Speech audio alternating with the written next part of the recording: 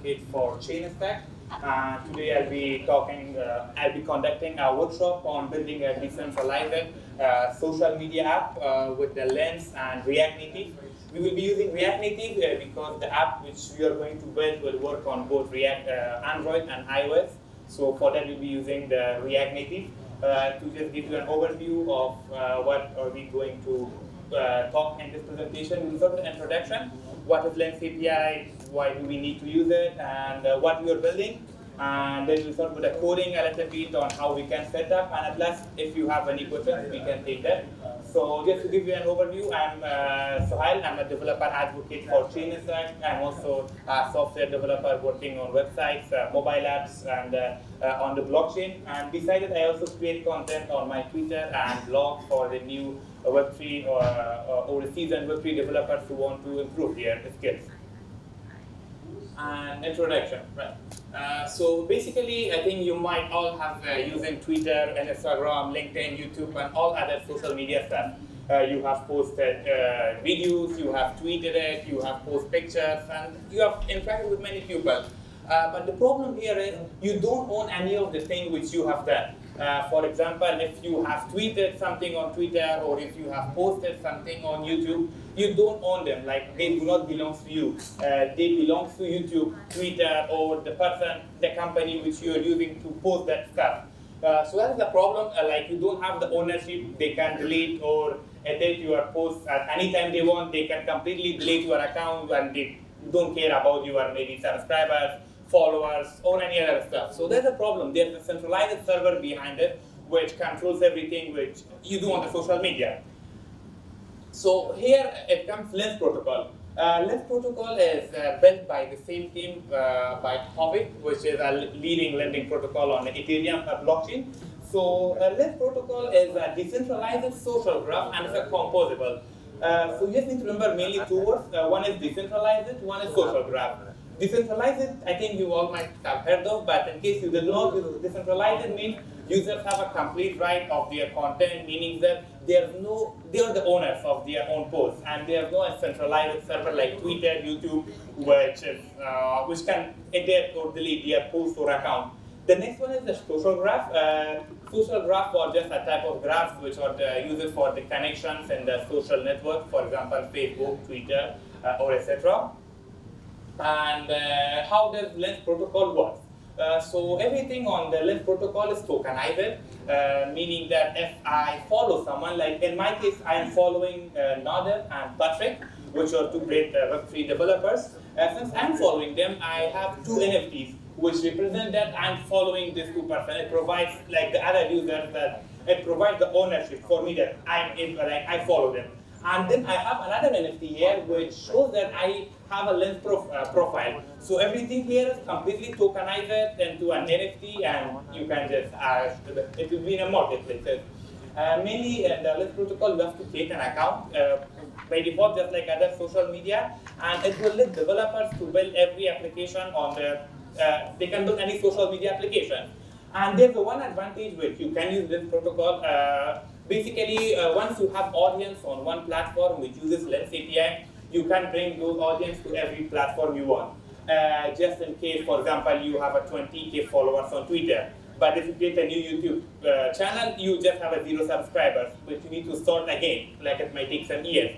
But with Lens protocol, it's different. So once you have your followers, maybe on Lenster, which is a Twitter-based Lens API, you have a 20K followers there, but if you move to LensTube, which is the YouTube clone built on top of Lens, you will have the same 20K subscribers there. So you don't need to start from scratch again. So that's a good thing about Lens protocol. For now, basically it is under like whitelisted, like everybody cannot create an account, but soon they are expanding. But in case you want to build anything on it, you can contact their team, and I'm sure they will provide you with they'll whitelist your address. And then there's a Lens.js. This Lens.js, I worked on it on a past weekends. So basically, what it does is it makes it even easier to build social apps. If you use a Lens protocol API, they are all like GraphQL, meaning that you have to put a lot of queries. There will be a lot. Your app will get a lot huge, and everything would not be in a clean as it should be. But with Lens.js, what I made is this library will help you to make it even one step easier, and try to make it very easier for you to interact with the Lens API in your JavaScript application. It could be either Node, it could be browser, or it could be mobile app, like anything is fine. And what are we going to build? So for this talk, I'm going to work on all social media apps. We are not going to build a full social media app. It could take hours and days, but we are just going to see how Lens API works, how we can build apps with it. So I'll just start by, I hope you can see my screen. So I have recently, around 1 month ago, I have built Onboard. Onboard is a decentralized social media application, which I recently built, and now I have more than 5,000 beta users. It is yet to go live on the Google App Store and Play Store, but just to show you on how this app works, I'm going to play the trailer for it. I'm just going to increase the sound a bit. And you can see this is going to be the app.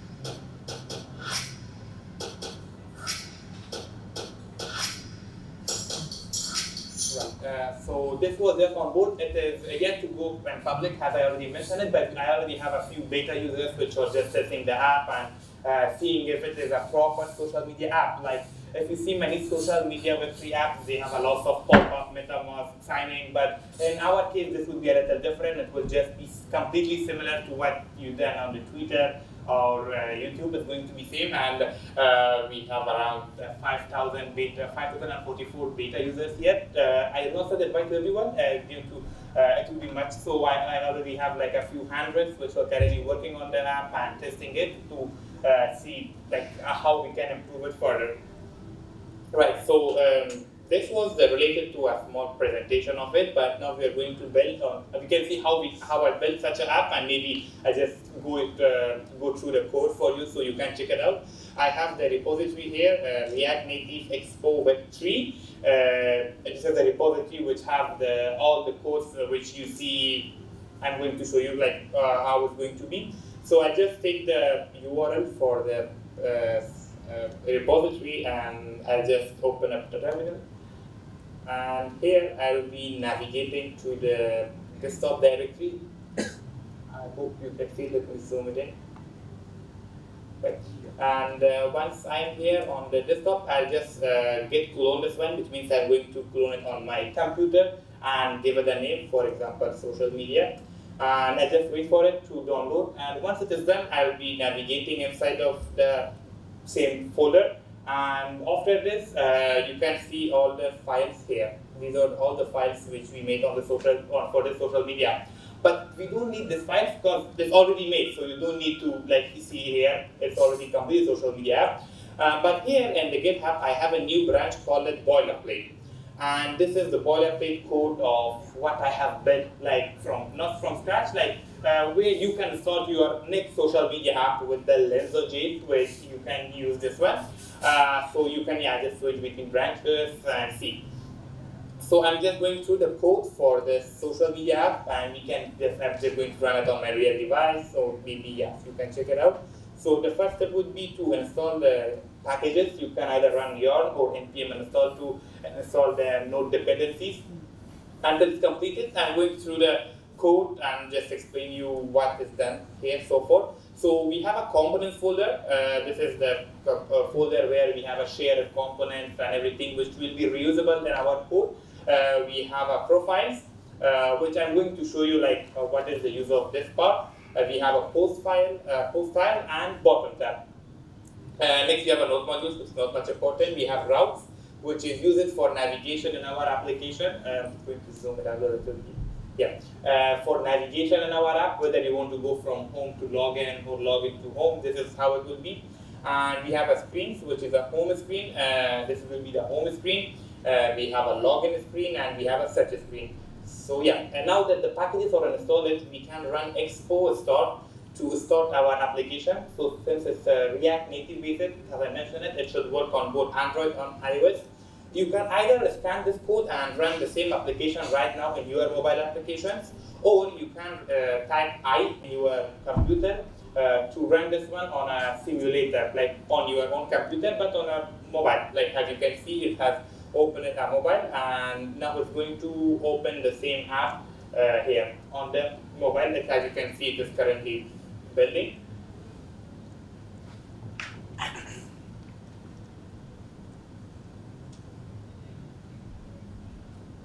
Yeah.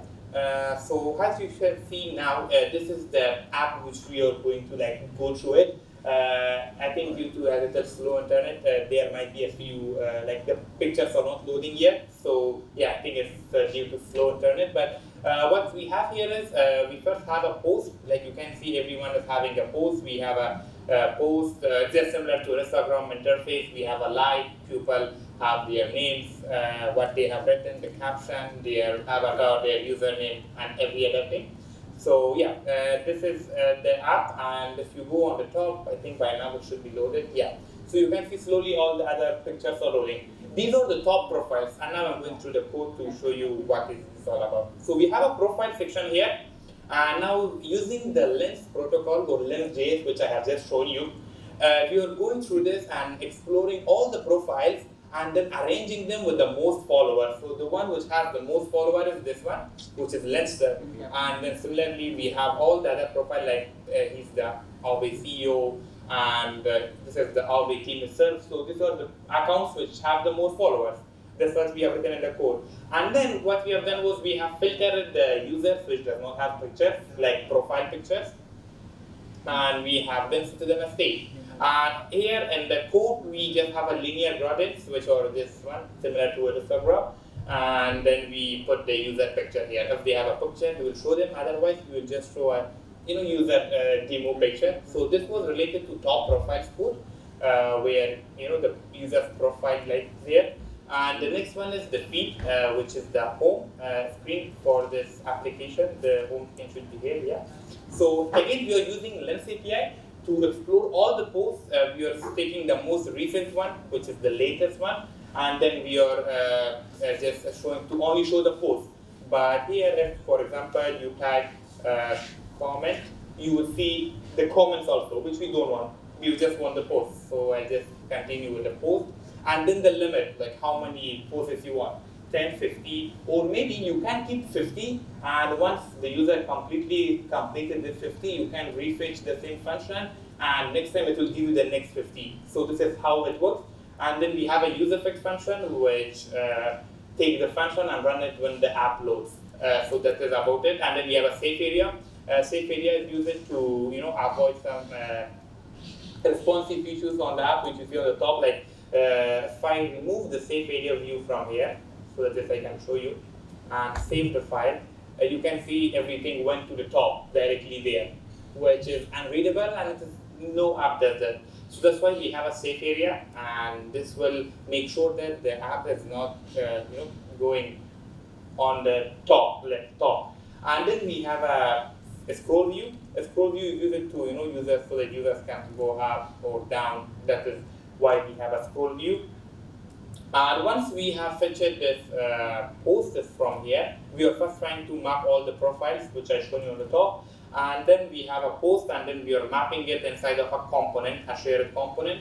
And this post is going to be a shared component, like we use it everywhere in the app. And the post is just exactly this one, where we have a username, we have a handle, we have a picture, a picture, and then a caption of what is written. Like in this case, it is written "My favorite movie."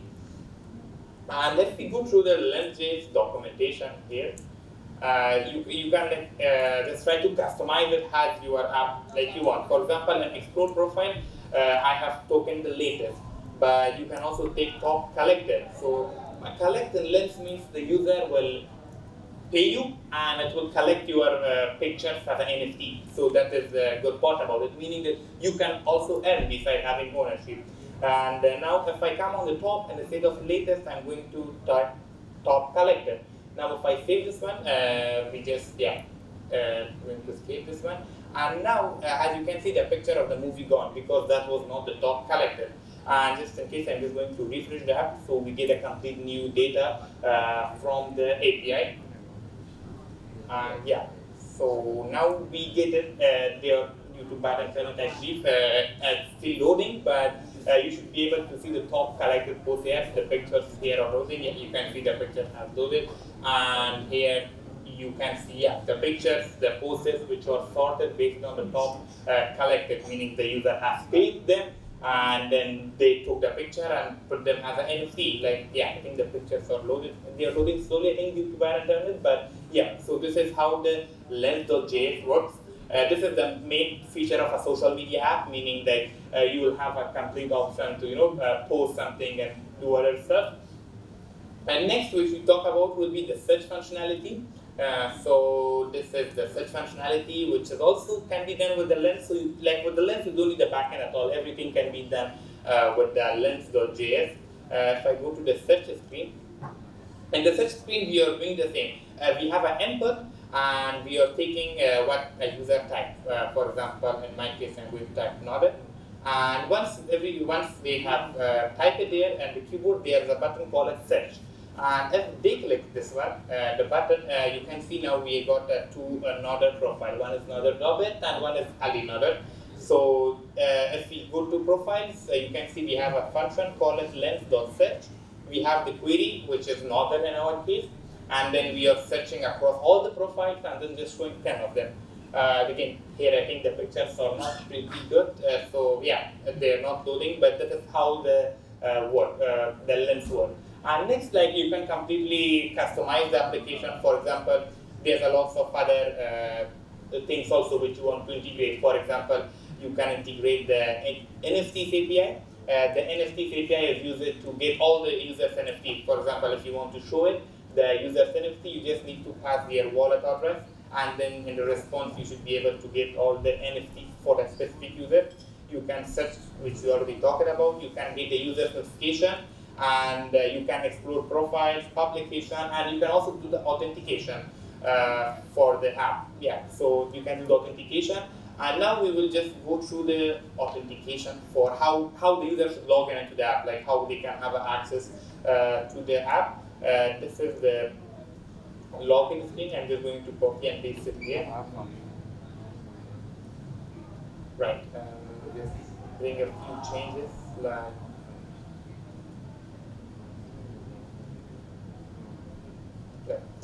Just let me bring it a little down.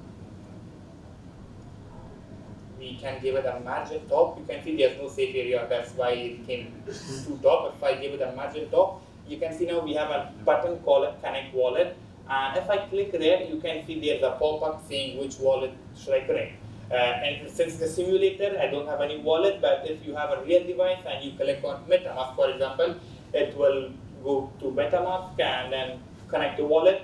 If you don't have, in some cases, you want to connect with maybe Rainbow Wallet, but you don't have Rainbow, if you click with it will just open up Safari, which will take you to the download page of that specific wallet.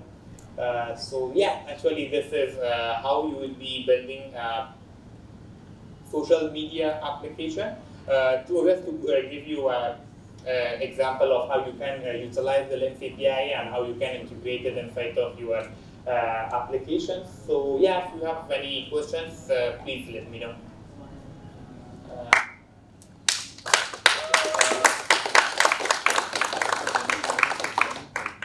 Any questions? Yeah, please. Modules. So is that on the roadmap? Like follow modules, collect modules? Right, So for modules, actually modules play an important role in the Lens protocol. These are the modules which will improve the application and introduce custom functionalities. Mainly there are three modules. One is follow, one is collect, and one is reference. Right. If you want to have a custom functionality in your app, like users, for example, if you want your users to put some restriction, if someone follow them, they have to pay one matic or one. Right. 10 matic. On that time, you can utilize the custom modules. In our case, we don't want the followers to happen like that, so that's why they didn't include the modules. But there are mainly three of them. Like if you want your app to have a custom functionality and take it a step further, you can use those modules.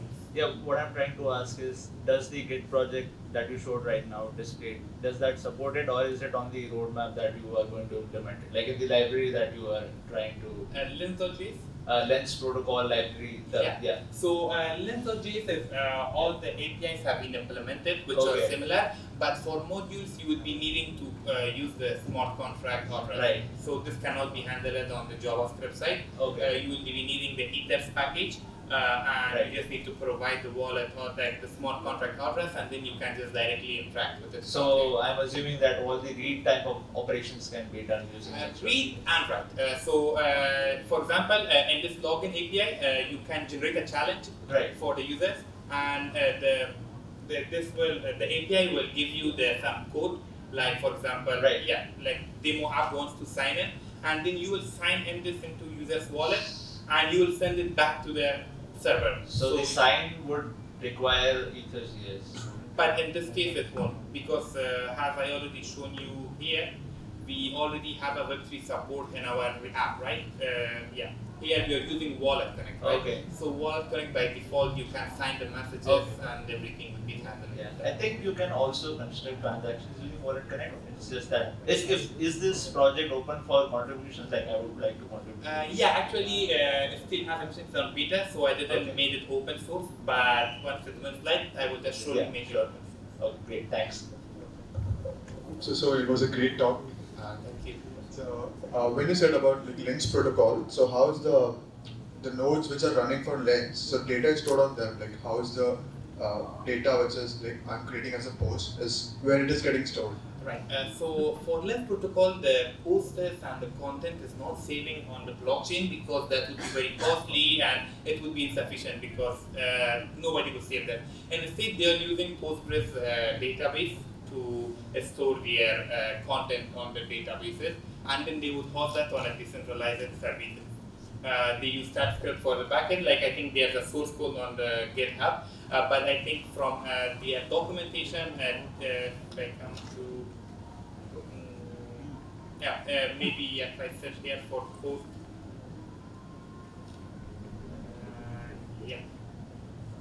So here they mentioned that they already have a Postgres, have the database. So they have their own indexer. They are storing everything on the Postgres database because they use Postgres SQL database, and then from there they will be able to directly fetch it into the API.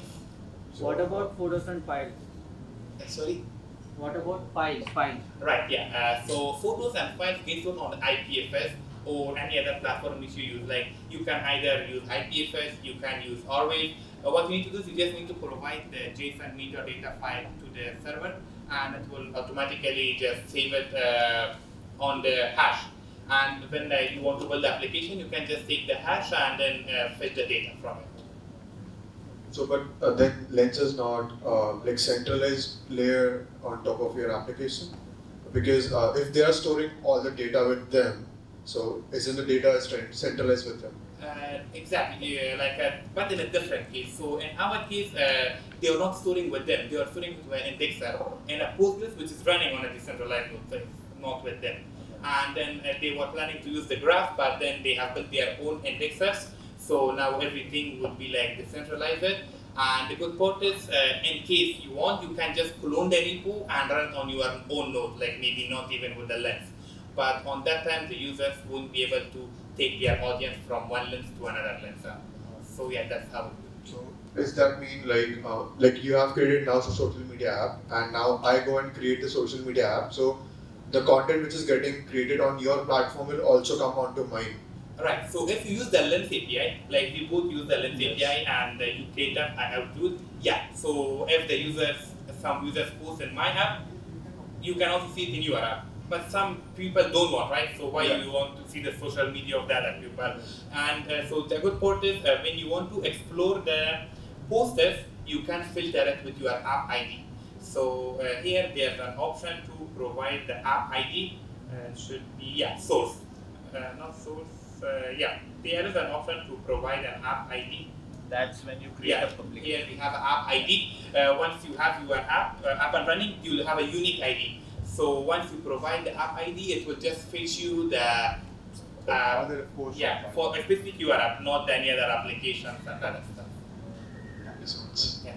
So, any other questions?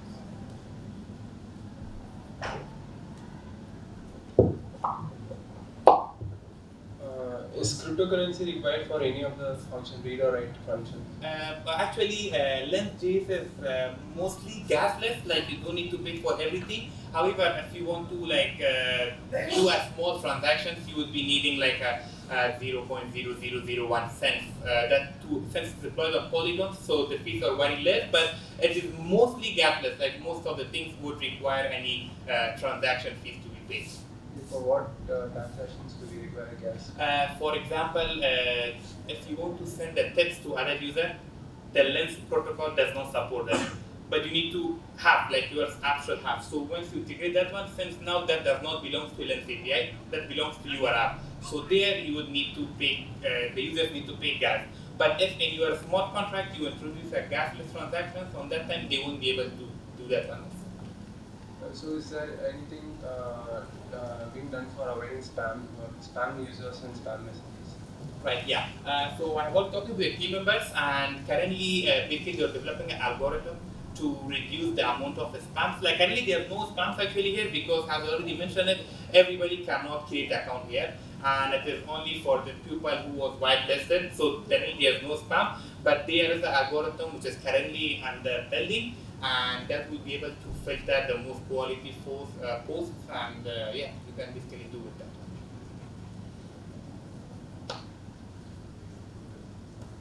Any other questions? Okay, yeah, thank you very much. Sir.